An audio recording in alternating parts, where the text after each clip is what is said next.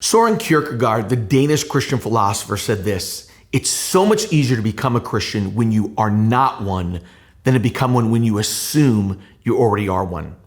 This Kierkegaard statement was clear to me when I was reading in Philippians 3 and Paul's evaluation of himself pre and post-conversion. Welcome to the 260 journey.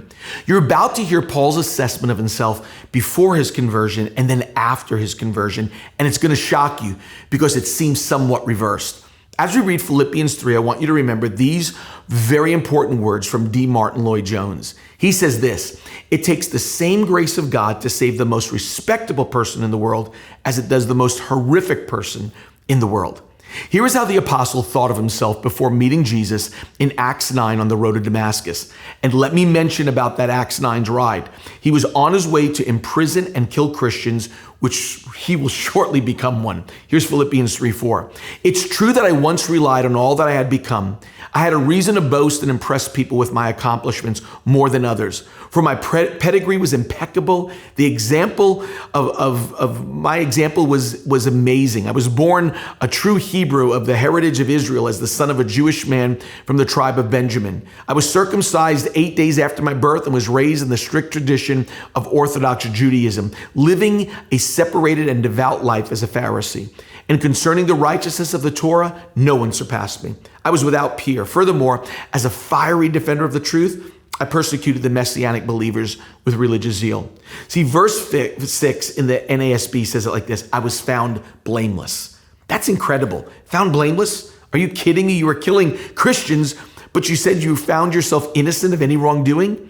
One of the strongest deceptions of sin is the exaggerating of our goodness and importance, or being dismissive of our behavior, but not others. That's exactly the lie of being a Pharisee. In fact, A.W. Tozer said this about Pharisees, then and even now: "A Pharisee is hard on others and easy on himself, but a spiritual man is easy on others and hard on himself."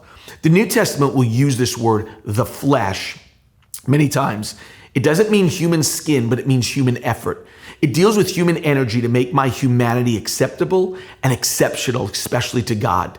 In the Bible, God is so clear that human effort, the flesh, cannot make God like you any more than he does already. Here's the part that Paul found as a hurdle to trusting his life to God. It was his flesh.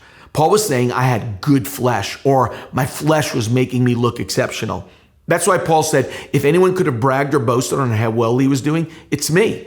I think this is what happens to a lot of moral people. They are going to heaven because they think or really I would say they're not going to heaven because they're too good and they don't see any need for a savior. See, a Christian is the result of the operation of God, nothing less, nothing else. No man can make himself a Christian. Only God alone makes Christians, what D. Martin Lloyd-Jones says. In his book, A Grief Observed, C.S. Lewis profoundly tells us these words: all of us are equally bankrupt, but some of us just haven't declared it yet. Lewis was telling us whether your flesh is good or bad, we are all bankrupt and need God. That's our starting place with God. I am bankrupt. Now I want you to see the difference of pre-conversion Apostle Paul and post-conversion Apostle Paul. He encounters the resurrected Jesus, and here is his new assessment after declaring bankruptcy with God. Listen to verse 12 through 14.